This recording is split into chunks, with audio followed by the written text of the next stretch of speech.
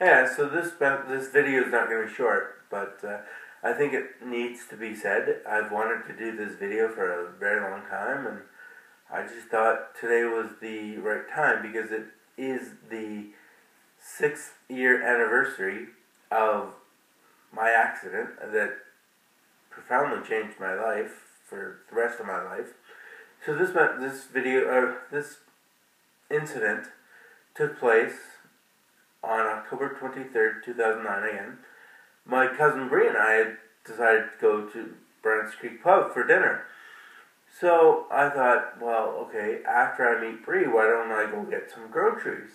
So I jumped in my power chair and I strapped my backpack up with my seat belt, so it was hanging kind of between my legs. And I had a pressure sore on my right ankle at the time, so I wasn't wearing any shoes. So I took off to the pub, and it was a gross, rainy, wet day, and I got to the pub, and my cousin greets me at the door, and she looks down, and she's like, "Oh my God, what happened to your foot?" Now, because I'm a T4, T5 paraplegic with spina bifida, I have no feeling in my legs, in my lower legs. So I thought, okay, I just bumped my foot, whatever, I'll be fine.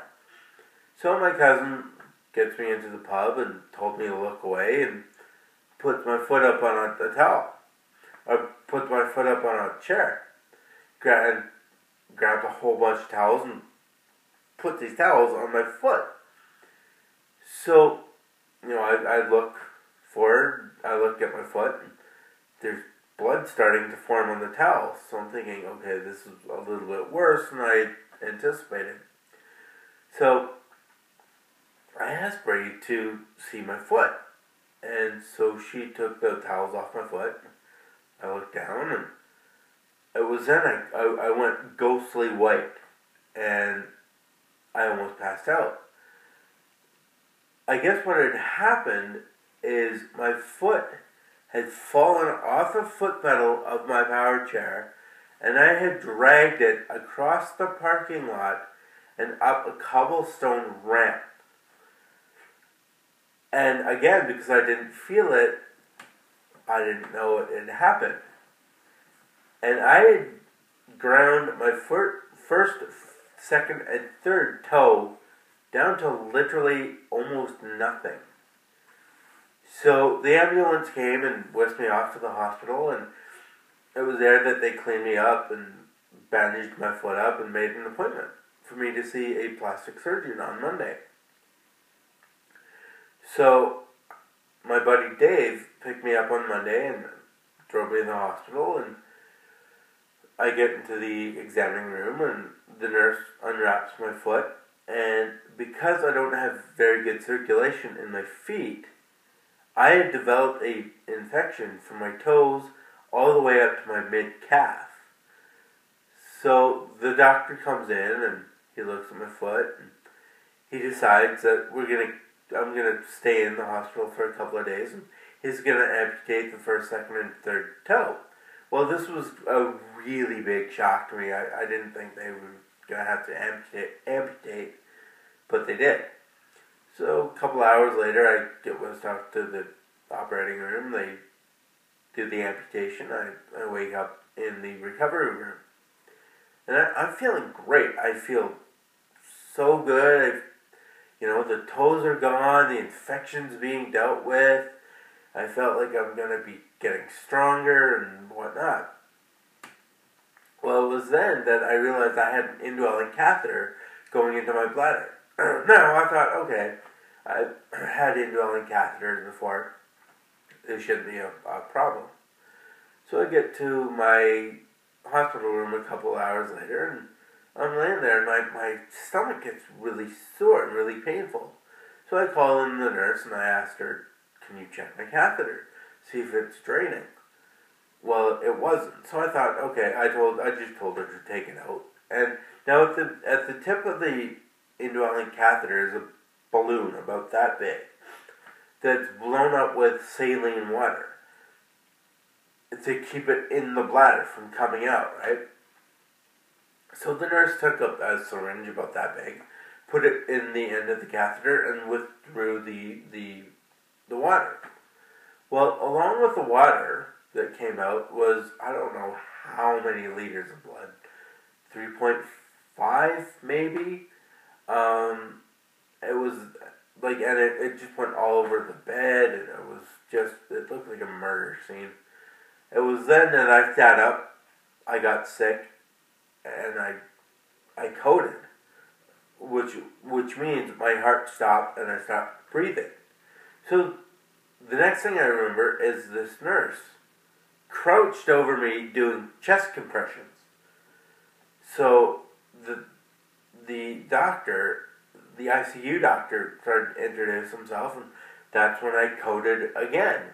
But it only lasted for a few seconds, and I started breathing, and I was fine. So they decided to take me down to the ICU for the night.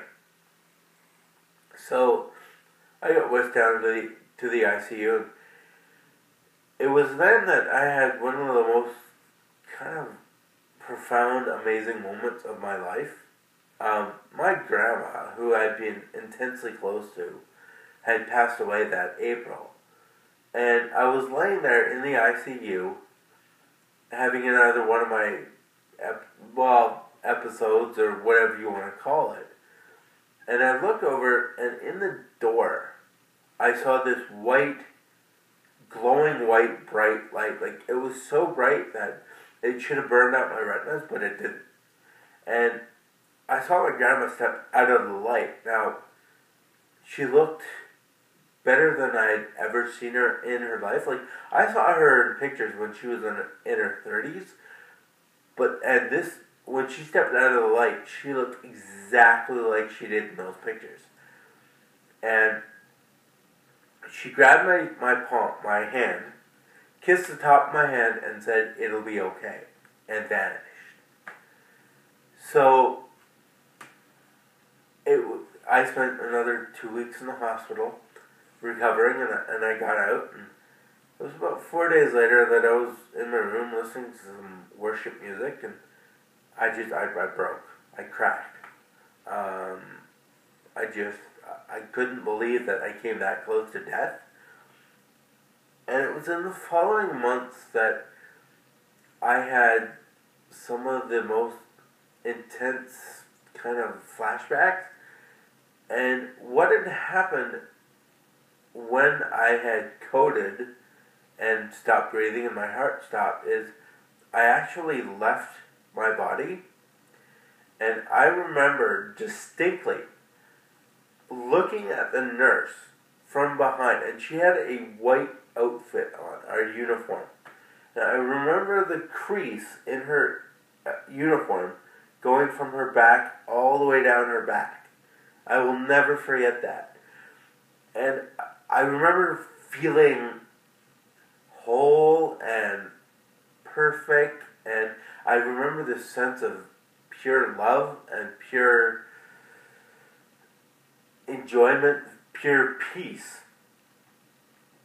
And I looked over to my left, and there was this big, tall, winged being standing there that I could only describe as an angel. And he was standing there with his hands on a sword, just watching. And I looked up into the corner, and I know a lot of you are going to think, were you on medication, or, were you on painkillers or whatnot? Now, I admit that I had painkillers in my IV, but I wasn't highly doped up, no. I heard from the light, "Don't come here yet, it's not your time, stay there." And it was at that time that I snapped right back into my body. And, so that's my story. I would love to hear your comments, your questions, your personal messages. So thank you so much for watching this video.